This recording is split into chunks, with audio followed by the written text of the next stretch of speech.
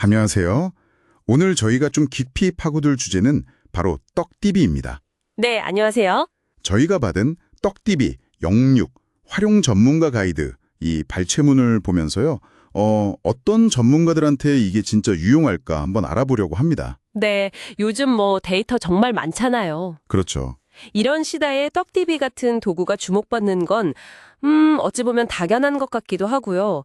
자료 보니까 특히 한 5그룹 정도 전문가들한테 꽤 강력한 이점을 주는 것 같아요. 5그룹이요? 흥미로운데요?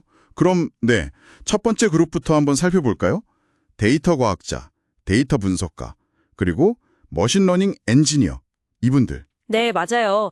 이분들은 주로 파이썬이나 R 이런 거 많이 쓰시잖아요. 네네. 근데 떡디비가 이런 대용량 데이터 분석 과정을 상당히 단순화시켜준다고 해요. 단순화요?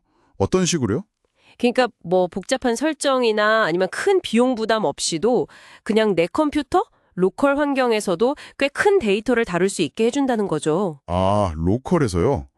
그게 크네요. 네. 그래서 자료에서는 이게 결국 데이터에서 인사이트를 더 빨리 얻거나 ML 모델 개발이나 서비스 만드는 그 시간을 확 줄여줄 수 있다. 이렇게 얘기하더라고요. 확실히 그 분석하고 결과 보고 이 사이클이 빨라지겠네요. 로컬에서 되니까. 상당히 매력적인데요. 그럼 다음은 데이터 엔지니어. 이분들은 어떤가요? 데이터 엔지니어 쪽도요, 중요한 이점이 있어요. 자료에서 특히 강조하는 게 그 솔루션 프로토타입 만드는 속도? 이게 빨라진다는 거예요. 프로토타입 속도요? 네. 예를 들면 우리가 보통 좀 무겁다고 생각하는 클릭하우스 같은 거 있잖아요. 네네, 있죠.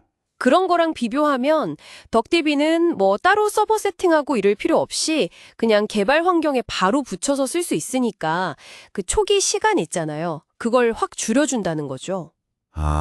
그러니까 서버 구축이나 이런 복잡한 과정 없이도 일단 빠르게 분석 기능을 테스트해 볼 수 있다 이런 말씀이시군요. 네, 맞습니다.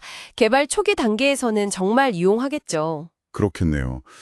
그럼 다음은 좀 의외일 수도 있는데 데브옵스 전문가. 이분들은 사실 인프라 관리 쪽이잖아요. 네, 그렇죠. 근데 덕티비를 어떻게 쓸 수 있을까요? 이게 언뜻 보면 좀 연결고리가 약해 보일 수도 있는데 데브옵스 전문가분들이 사실 엄청난 양의 시스템 로그나 여러 운영 매트릭 데이터 이런 걸 많이 다루시거든요. 로그 데이터? 네. 네. 근데 자료에 따르면 덕디비를 쓰면 이런 텍스트 기반 로그 파일이나 시계열 데이터를 따로 DB에 넣고 이런 과정 없이 바로 그리고 굉장히 빠르게 쿼리할 수 있대요. 바로 쿼리가 된다고요? 파일에서 직접? 네, 그렇다고 합니다. 그러니까 문제 생겼을 때나 시스템 모니터링 할 때 필요한 정보를 거의 즉각적으로 찾을 수 있게 되는 거죠. 대기 시간 줄이고 운용 효율 높이는 데 도움이 된다고 해요. 와, 그 로그 더미 속에서 원하는 걸 바로바로 찾을 수 있다면 장애 대응이나 성능 분석 시간이 엄청 줄겠는데요? 그렇죠. 자, 그럼 이제 네 번째 그룹. 여기서부터는 또 다른 얘기가 나오는데 IoT, 사물 인터넷 개발자입니다. 이건 좀 결이 다른데요? 네, 맞아요. 이게 바로 엣지 컴퓨팅 이 개념하고 연결이 됩니다. 엣지 컴퓨팅이요? 네.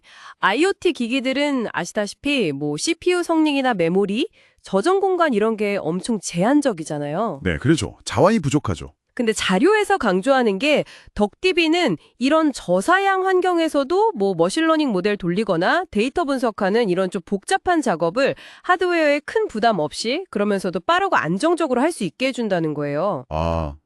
제한된 자원 안에서도요? 네.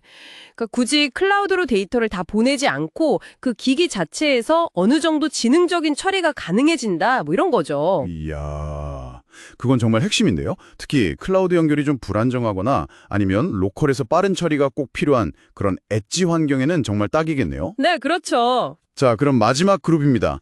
소프트웨어 엔지니어. 이분들은 어떤 이점을 얻을 수 있을까요? 이분들은 앞서 말씀드린 데이터 엔지니어랑 좀 비슷한 맥락이긴 한데요.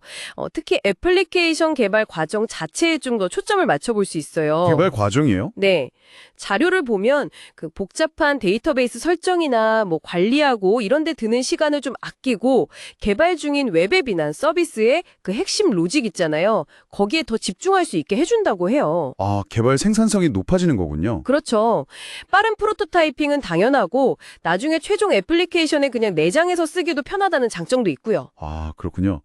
들어보니까 정말 종합해보면 덕디비는 저기 대규모 클라우드 환경에서 데이터 분석하는 분들부터 시작해서 아주 작은 기기, 자원 제한되는 곳에서 개발하는 분들까지 정말 넓은 범위의 전문가들한테 각자 다른 방식으로 도움이 될 수 있는 굉장히 유연한 도구다 이런 느낌이 드네요. 네, 정확히 보셨습니다.